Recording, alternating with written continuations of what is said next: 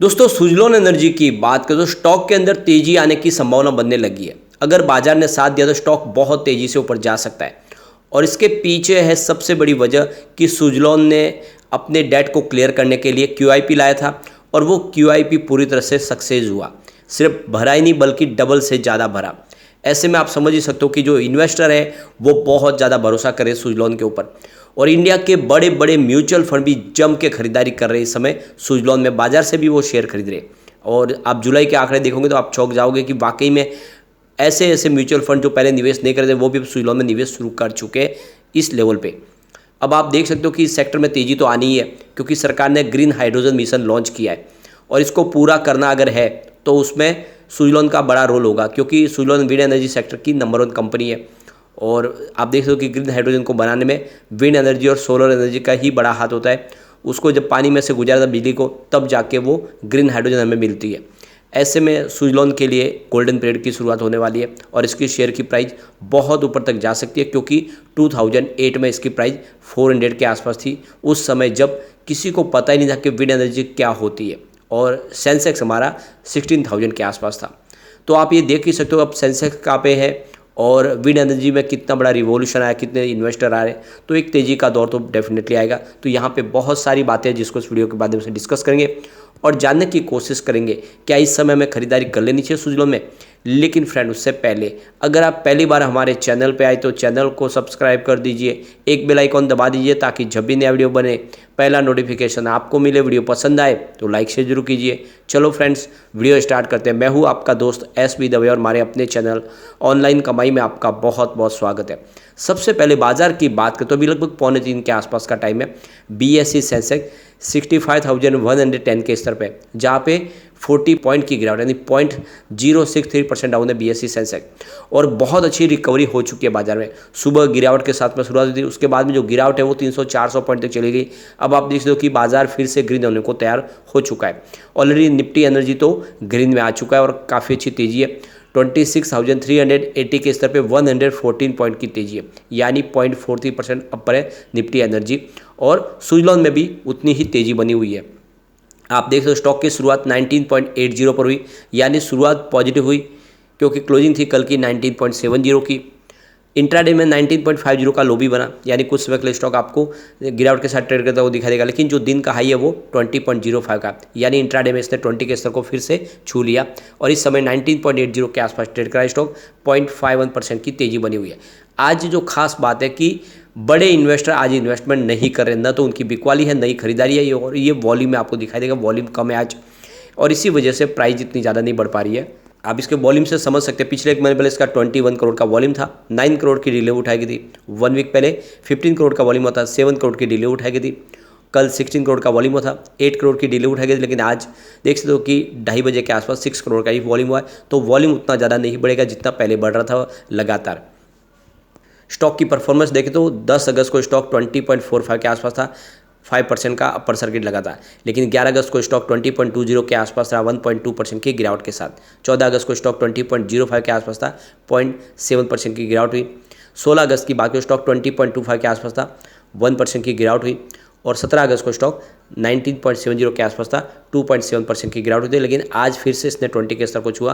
तो काफ़ी समय से 20 के लेवल के आसपास स्टॉक आपको दिखाई दे रहा है। इसकी परफॉर्मेंस अगर आप देखें तो पिछले 5 साल में स्टॉक ने 172% का पॉजिटिव रिटर्न दिया है। 3 ईयर के हिसाब से इसने 393% का ज़बरदस्त रिटर्न दिया है और 1 ईयर के हिसाब से 156% का इसने पॉजिटिव रिटर्न दिया है। 3 मंथ के हिसाब से जो इसका रिटर्न है वो 132% पॉजिटिव है और 1 मंथ के हिसाब से 10% की तेजी बनी है। 1 डे के हिसाब से 0.25% की तेजी है। ओवरऑल कहीं पर कोई नेगेटिव रिटर्न आपको दिखाई नहीं देगा। आप इसकी पेयर कंपनी से भी तुलना करेंगे तो इसका रिटर्न सबसे बेहतर है। आप देख सकते हो कि पिछले 3 महीने में सुजलॉन ने 132% का पॉजिटिव रिटर्न दिया, जबकि आइनॉक्स विंड ने 63% का ही पॉजिटिव रिटर्न दिया है और आईवेल ने 96% का पॉजिटिव रिटर्न दिया है। अगर हम बात करें 1 मंथ की तो सुजलॉन ने 10% की तेजी बताई है, जबकि आइनॉक्स विंड में मात्र 1.41% की तेजी बनी है और आईवेल की बात करें तो इसमें 9.78% की तेजी बनी है। तो यहाँ पर भी अच्छा रिटर्न सुजलॉन का ही है। अगर हम बात करें 1 वीक की तो सुजलॉन में 1.98% की गिरावट हुई है, जबकि आइनॉक्स विंड में 9.22% की गिरावट हुई है और आईवेल में 5.33% की गिरावट है। अगर हम बात करें वन डे की, तो यहाँ पे सुजलॉन में 0.51% की रिकवरी हो चुकी है, जबकि आइनॉक्स विंड में 1.25% की गिरावट है और आईवेल में 2.62% की गिरावट है। तो गिरावट सुजलॉन में नहीं हुई है, बल्कि दूसरी पेयर कंपनी में भी गिरावट ज़्यादा है और उसके मुकाबले सुजलॉन में गिरावट काफ़ी कम है। और कह सकते हैं कि अब तो सुजलॉन में तो रिकवरी भी शुरू हुई है, तो आप समझ सकते हो कि इसका प्रदर्शन काफ़ी अच्छा है। अब आप देख ही सकते हो कि सुजलॉन एनर्जी, जिसको काफ़ी भारी ब्याज चुकाना पड़ा था कर्ज के ऊपर, करीब 400 करोड़ का उन्होंने कर्ज ब्याज चुकाया है सिर्फ कर्ज के ऊपर, और इसीलिए कंपनी कर्ज मुक्त होना चाहती है और इसीलिए QIP लाया गया था 14 अगस्त को, जिसमें कंपनी ने 2000 करोड़ रुपीज़ की फंड रेज की है और 1500 करोड़ रुपीज़ पुराने कर्ज को चुकाने में इस्तेमाल करने जा रहे हैं। तो आप देख लो कि 15 साल के बाद पूरी तरह से कंपनी कर्ज मुक्त होने जा रही है। ये बहुत बड़ी गुड न्यूज़ है कंपनी की, क्योंकि इस समय देखें तो कंपनी का जो कर्ज है मात्र 1800 करोड़ के आसपास रह गया है और इस तरह से कंपनी इस समय पूरी तरह से कर्ज मुक्त होगी अपने कर्ज को चुका के। इसके अलावा देखें तो कंपनी अपने कैपेक्स को बढ़ाएगी। 3 मेगावाट सीरीज़ की जो इनकी जो विंड टर्बाइन है, जिसकी बहुत ज़बरदस्त डिमांड है, जब से इन्होंने लॉन्च किया उसके बाद काफ़ी काम बढ़ा है, तो ग्राहकों का रिस्पॉन्स अच्छा मिला है, इसलिए इस कैपेक्स को बढ़ाया जाएगा 3 मेगावाट टर्बाइन के लिए। और भी ऑर्डर मिल सकते हैं, उसको पूरा करने के लिए कंपनी इस एक्स्ट्रा जो उनके पास फंड होगा 500 करोड़ का, उसका इस्तेमाल करेगी। फिलहाल 1.6 गीगावाट की इनकी ऑर्डर बुक है, जिसमें 55% का जो हिस्सा वो मात्र 3 मेगावाट सीरीज़ का ही है, तो काफ़ी अच्छा हिस्सा इस समय ये 3 मेगावाट सीरीज इनकी काफ़ी अच्छी पॉपुलर हो रही है। आने वाले समय में करीब 10 गीगावाट के विंड एनर्जी के प्रोजेक्ट के टेंडर लाए जाएंगे। ऐसे में आप देख सकते हो कि एक ज़बरदस्त तेज़ी का दौर आ सकता है और सुजलॉन को इसका फ़ायदा हो सकता है। अब जैसे कि सोलर एनर्जी हो या विंड एनर्जी, इस समय तेज़ी से कारोबार तो बढ़ रहा है, लेकिन इसकी सेफ्टी और सुरक्षा की भी ज़रूरत है और इसीलिए इस समय इंश्योरेंस कंपनियों का रोल बढ़ने लगा है, क्योंकि कंपनियां चाहती है कि वो भी जितने भी उनके विंड टर्बाइंस हैं या फिर सोलर पैनल है उनकी सुरक्षा करनी है। ऐसे में वो हर कोई कंपनी चाहती है कि इन्वेस्टर की जो अमाउंट है वो बचे। तो ऐसे में जिस तरह की साइक्लोन आ गया या फिर दूसरी तरह तूफान आते हैं तो ऐसे में नुकसान हो सकता है, इसीलिए अब कंपनियां इंश्योरेंस करवाने लगी है और इंश्योरेंस के माध्यम से रिस्क को कम किया जा रहा है। यानी आने वाले समय कंपनियों को लॉस की संभावना कम हो जाएगी। अगर बड़ा तूफान आ जाता है या कोई और प्रॉब्लम हो जाती है प्राकृतिक आपदा में, इस इंश्योरेंस कंपनी के माध्यम से वो अपने सारे रिस्क को कम कर सकते हैं और सुजलॉन अब इंश्योरेंस की सेवा भी इसके साथ देगी। तो कुल मिला के ये एक अच्छा पीरियड शुरू हो रहा है। इस समय आप देख दो कि सरकार ने जो अपना गोल सेट किया है 2070 तक ग्रीन एनर्जी के माध्यम से कारोबार को चलाना है और नेट जीरो कार्बन पे जाना है, तो उसको पूरा करने में सुजलॉन का अब यहाँ पे एक बड़ा योगदान दिखाई देगा। अब यहाँ पे हमारे सामने 31 जुलाई के लेटेस्ट म्यूचुअल फंड के आंकड़े भी आए, जिसमें आप देख सकते हो कि कुछ बड़े म्यूचुअल फंड ने यहाँ पे एंट्री की है। बंधन बैंक फ्लैक्सी कैप ने आप देख सकते हो कि 54.46 करोड़ रुपीज़ का इन्वेस्टमेंट किया है। उनकी होल्डिंग यहाँ पे आपको बढ़ती हुई या घटती हुई नहीं दिखाई देगी, मंथ ऑन मंथ बेसिस पे जीरो है। लेकिन UTI वैली अपॉर्चुनिटी ने यहाँ पे नई एंट्री की है, 49.27 करोड़ का इन्वेस्टमेंट किया है। उनके 100% share month on month basis पे बढ़े हैं। इसके अलावा बंधन कोर इक्विटी डायरेक्ट ने यहाँ पे 24.64 करोड़ का इन्वेस्टमेंट किया। उनकी होल्डिंग 35% मंथ ऑन बेसिस पे घटी, यानी उन्होंने अपनी प्रॉफिट बुकिंग की है। बंधन इमर्जिंग बिजनेस फंड की बात करो 18.86 करोड़ का इन्वेस्टमेंट किया है। उन्होंने 37% अपनी holding month on month basis पे घटाई है। लेकिन UTI long term equity direct ने यहाँ पे 14.15 करोड़ का इन्वेस्टमेंट किया और 100% उनकी मंथ ऑन मंथ बेसिस पे होल्डिंग बढ़ी है। ये बिल्कुल नई एंट्री हुई है। इसके अलावा महिंद्रा मनुलाइफ मिड कैप ने 11.28 करोड़ का इन्वेस्टमेंट किया है। 100% उनकी होल्डिंग भी मंथ ऑन बेसिस पर बढ़ी है। इसके अलावा Mahindra Manulife flexi cap fund ने 10.80 करोड़ का इन्वेस्टमेंट किया और 62.86% की होल्डिंग उनकी बढ़ी है। बंधन बैंक एडवांटेज ने यहाँ पे 8.54 करोड़ का इन्वेस्टमेंट किया, उनकी होल्डिंग में कोई बदलाव नहीं है।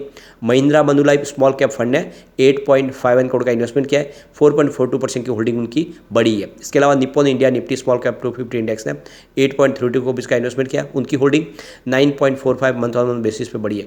तो ये तो क्लियरली समझ में आ रहा है कि यहाँ पे कुछ म्यूचुअल फंड ने एंट्री किया और कुछ म्यूचुअल फंड ने प्रॉफिट बुकिंग, जैसे मोतीलाल ओसवाल आपको दिखाई नहीं देंगे, उन्होंने अपनी प्रॉफिट बुकिंग की है। लेकिन यहाँ पे यूनिट ट्रस्ट ऑफ इंडिया, इन्होंने अपनी UTI के वैल्यू अपॉर्चुनिटी के माध्यम से और दूसरे और फंड के माध्यम से UTI की एंट्री हो चुकी है और ये काफ़ी अच्छी गुड न्यूज़ है। और आप देख ही सकते हो कि QIP के माध्यम से भी बंधन बैंक ने बहुत ज़बरदस्त खरीदारी की। इसके अलावा इन्वेस्को ने और गोल्डमैन सैच ने भी यहाँ पे शेयर खरीदे, ये एक शुभ संकेत है। और वैसे भी अगर आप देखें तो 18.44 की प्राइस से उनको शेयर दिए गए और ये प्राइस ऊपर ही, ऐसे में गिरावट की संभावना बहुत कम है। दूसरी तरफ देखें तो मार्केट एक्सपर्ट भी बहुत ज़्यादा बुलिश है, क्योंकि इस सेक्टर में इस तेज़ी की संभावना आने वाली है और ऐसे में सुजलॉन का स्टॉक बहुत तेज़ी से दौड़ सकता है। लॉन्ग टर्म इन्वेस्टर के लिए बहुत अच्छा मौका है, इस गिरावट का फायदा उठाए और खरीदारी कर ले।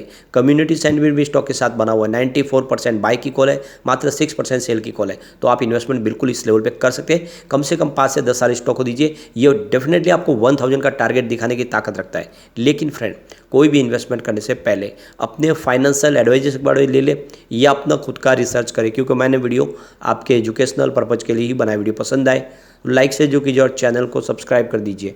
Thank you friend.